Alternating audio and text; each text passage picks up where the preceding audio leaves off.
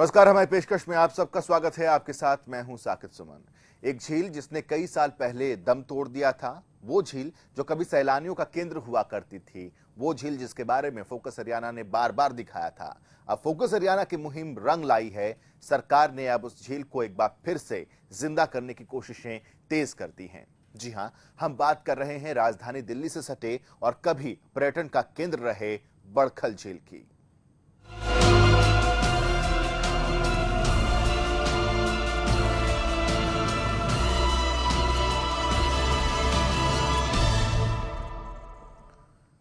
Focus Haryana की मुहिम रंग लाई है। कई सालों से अपने अस्तित्व के लिए संघर्ष कर रही सूखी झील बड़खल एक बार फिर से आबाद होगी। इसे जिंदा करने के लिए राज्य सरकार ने पहली बार पहल करनी शुरू कर दी है। इसका ऐलान खुद सूबे के मुख्यमंत्री मनोहर लाल खट्टर ने किया।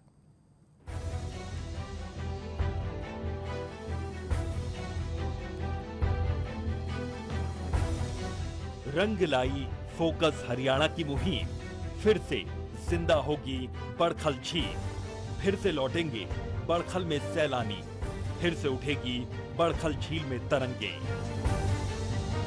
फिर से पिकनिक स्पॉट बनेगा बड़खल। जी हां, पूरी तरह से सूख चुकी बड़खल झील को जिंदा करने की एक बार फिर से कोशिशें तेज हो गई हैं और इस बात का ऐलान खुद सूबे के मुख्यमंत्री मनोहर लाल खट्टर ने किया है।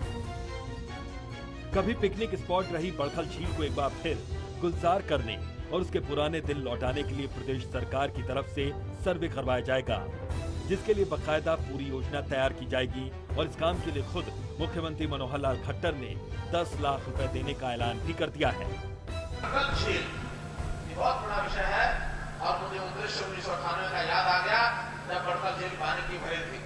अब ये कैसे पानी से वापस इसको भरा जाए, एक बड़ा पहेली बनी है, बड़ी समस्या बनी, जहां नहीं भरनी चाहिए।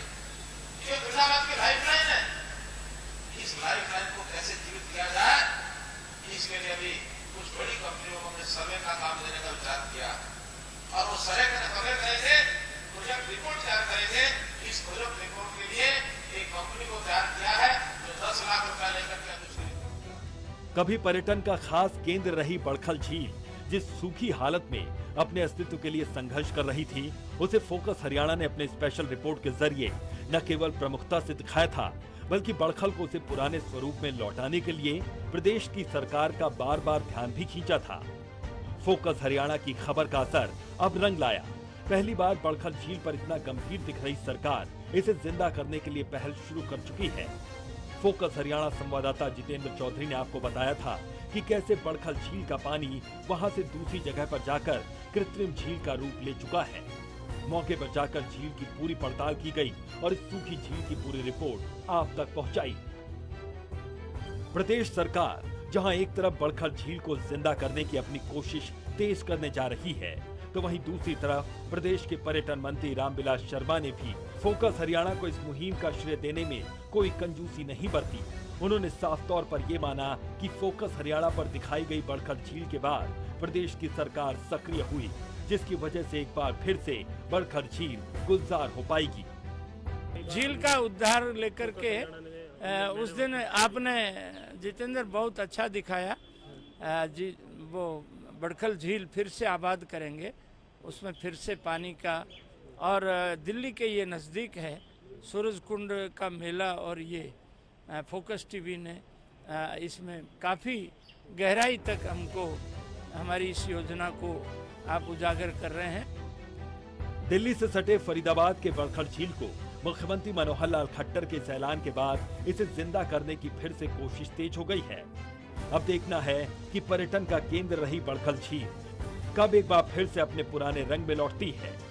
फोकस हरियाणा के लिए फरीदाबाद से जितेंद्र चौधरी की रिपोर्ट। पर्यटन का केंद्र रही बड़खल झील की सुंदरता का अंदाजा इस बात से लगाया जा सकता है कि देश की पूर्व प्रधानमंत्री इंदिरा गांधी ने 1972 में इसी झील पर अपने जन्मदिन को मनाया था।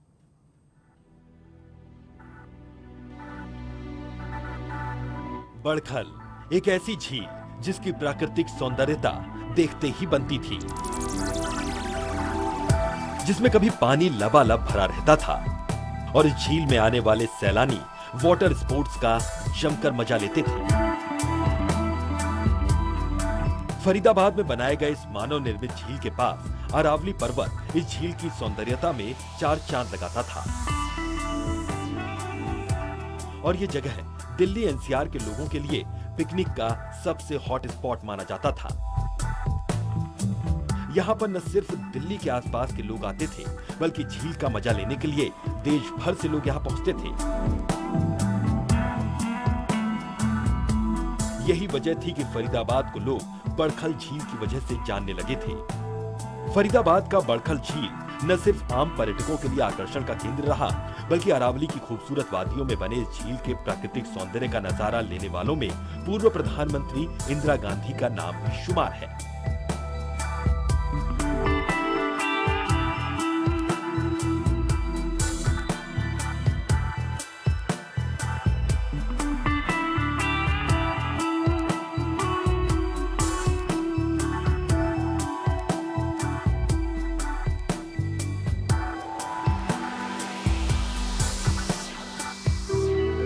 उन्नीस 1972 में पूर्व प्रधानमंत्री इंदिरा गांधी ने अपना जन्मदिन भी यहीं पर मनाया था।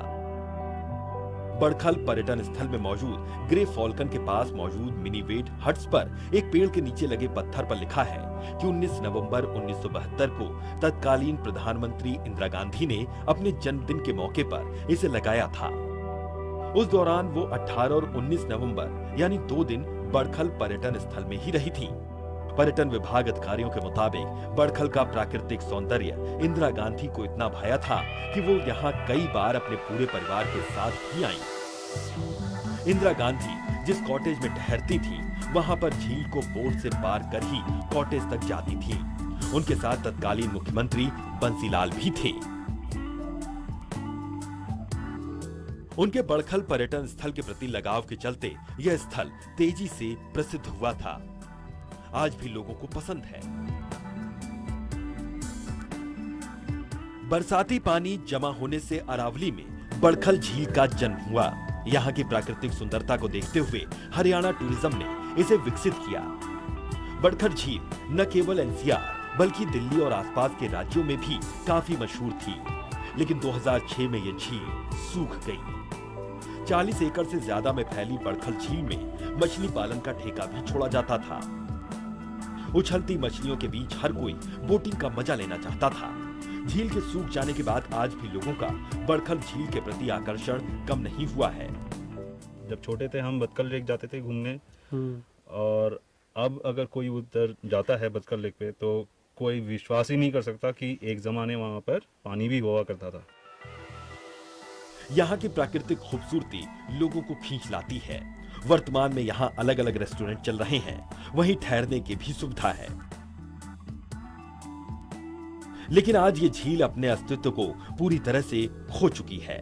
बड़खल झील के साथ ही सूरज कुंड और दमदमा झील भी सूख गईं। सेंट्रल ग्राउंड वाटर बोर्ड के वैज्ञानिकों ने यह खुलासा किया था कि 2006 वो साल था जब एकदम से इन झीलों से पानी गायब हो गया।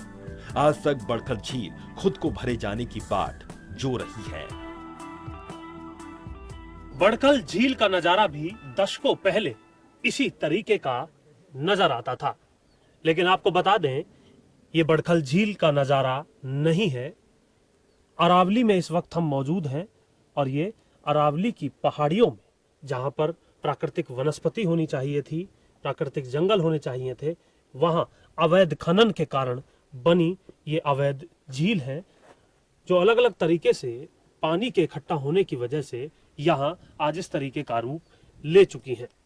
लंबे समय से यहाँ अवैध खनन का कार्य तेजी पर है, जिसकी वजह से इस प्रकार की कई झील अरावली की पहाड़ियों में देखी जा सकती हैं। और आप देख सकते हैं इस पूरे नज़ारे की तरफ कि यहाँ किस प्रगति से यहाँ पर अवैध खनन का काम जो है वो चला है, जिसकी वजह से अरावली को एक बड़ा नुकसान तो हुआ ही है, साथ ही बड़खल झील का जो पानी है उसके भी रिसने की एक बड़ी वजह यही रही है। और अब आगे अगर हम बढ़ते हैं तो आप देख सकते हैं कि अवैध खनन की जो गतिविधि है वो अभी भी रुकने का नाम नहीं ले रही हैं। अगर हम देखते हैं तो यहाँ आपको नज़ारा दिखाई देगा जहाँ ताज़ा अवैध खनन यानी हाल ही में हुआ जो अवैध खनन है उसका जो नज़ारा है वो यहाँ पर देखने के लिए मिलेगा। यानी अभी भी इस प्रकार की जो गतिविधि है वो रुकने का नाम नहीं ले रही हैं, जो बड़कल झील के साथ साथ प्रकृति के साथ भी एक बड़ी चुनौती के तौर पर है और एक बड़ा नुकसान के तौर पर देखी जा रही है। भूमाफियाओं पर अंकुश ना लग पाना बड़कल झील के पतन का एक कार्य है, और इसके अलावा अब इस पर अंकुश नहीं लगाया जा सकता है तो पर्यावरण के लिए भी एक बड़ी चुनौती होगी। कैमरामैन महेंद्र परमार के साथ जितेंद्र चौधरी, फोकस हरियाणा। जिस बड़खल झील की खूबसूरती देखते ही बनती थी, आज वहां पर पानी की जगह घास है। जहां पर कभी लगातार सैलानियों का आवागमन होता रहता था, आज वो बड़खल झील लोगों की बाट जोह रहा है। इस झील के अस्तित्व के मिटने का सबसे बड़ा कारण अरावली पर्वत पर हो रही अवैध माइनिंग है, जिसकी एक झलक हमने अभी आपको दिखाई। अरावली पर्वत की जिस तरह से पत्थरों की कटाई हुई, ये तस्वीर इस बात को बताने के लिए काफी है कि किस तरह से अवैध माइनिंग का यहाँ पर काम हुआ है।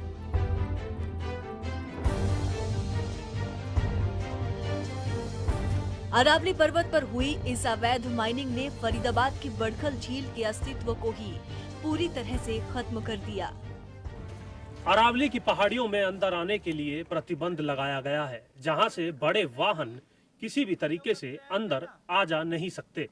लेकिन इसके बावजूद भी यहां से अवैध खनन किस तरीके से किया जा रहा है, ये एक बड़ा सवाल था, जिसका जवाब हमने इन पहाड़ियों में ही जानने की कोशिश की, जहां मौजूदा कुछ ग्रामीणों ने हमें बताया कि इस खनन को करने के बाद यहाँ से ऊंट द्वारा तमाम जो पत्थर होता है अरावली का, उसको ऊंट द्वारा ढो करके इस कच्चे रास्ते से बाहर ले जाने का काम किया जाता है।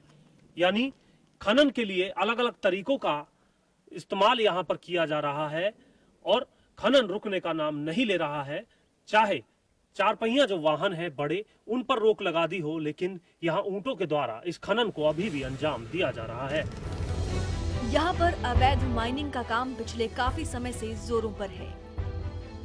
इसको रोकने को लेकर कई बार सरकार और प्रशासन की ओर से कदम भी उठाए गए, लेकिन वो सारे प्रयास नाकाफी रहे। यहाँ पर बड़ी गाड़ियां ना आए ताकि माइनिंग को रोका जा सके, इसके लिए बड़ी गाड़ियों को बैन कर दिया गया है। उसके बावजूद जब हमने इस जगह का जायजा लिया तो ये पाया कि यहाँ पर माइनिंग का काम धड़ल्ले से चल रहा है। माइनिंग चल रहा है और अंदर काफ़ी सारे ऐसे स्पॉट है जहाँ पर इलीगल माइनिंग चल रहा है। हम पिछली बार जब आए थे, जहाँ पर इन्होंने अभी शूट किया था, वहाँ पर था नहीं वो इलीगल माइनिंग। इस बार जब आए हैं हमें वो गड्ढा नज़र आया है। और मैंने खुद एक बार 2 ऊँट देखे थे, हालांकि उस पर कोई सामान नहीं था, लेकिन इसी एरिया में मैंने 2 ऊँट देखे थे। तो अब जब लोकल ने बताया कि यहाँ से ऊँट लेके इसकी माइनिंग हो रही है, अब मेरे को पता है, क्योंकि आप देख सकते हो यहाँ से ट्रक वक्त तो जा नहीं सकती, तो ये ऊँट के ज़रिए और गधे और उनके ज़रिए ये इलीगल माइनिंग हो रही है। ये मैं रिक्वेस्ट करूँगा सब गवर्नमेंट से भी कि ये बंद हो, क्योंकि बहुत बड़ा नुकसान है। ये हम समझ नहीं पा रहे, लेकिन ये एनवायरनमेंट के लिए बहुत। यहाँ की विधायक भी इस बात को मानती है कि जिस तरह से बड़खल ने अपना अस्तित्व खोया है, उसके लिए पूरी तरह से जिम्मेदार यहाँ पर अवैध तरीके से हो रही माइनिंग है, जिसके चलते बारिश का पानी बड़खल झील में जाने की बजाय अरावली के कटे हुए पत्थरों के बीच जाकर जमा हो रहा है। झील जो है ना बड़खल विधानसभा की अकेली, बल्कि जिला फरीदाबाद की शान समझी जाती रही है और दूर दूर से पर्यटक जो हैं फरीदाबाद में इस झील की तरफ आकर्षित होकर के आते रहे हैं। हाल में कुछ समय ऐसा बीता है कि पिछले 15-1 वर्षों में मैं कहूँगी कि सुप्रीम कोर्ट की रूल की धज्जियाँ उड़ाते हुए अवैध खनन को बहुत बढ़ावा दिया गया और अवैध खनन के वजह से जो पानी का एक स्तर था वो उस तरफ को बह गया और जो हमारी झील थी, झील लगभग सूख गई इन वर्षों में। जी हाँ, तो इसी उम्मीद के साथ कि आगे आने वाले दिनों में बड़खल की झील फिर से जिंदा हो जाए, पेशकश में इतना ही। दीजिए इजाजत, नमस्कार।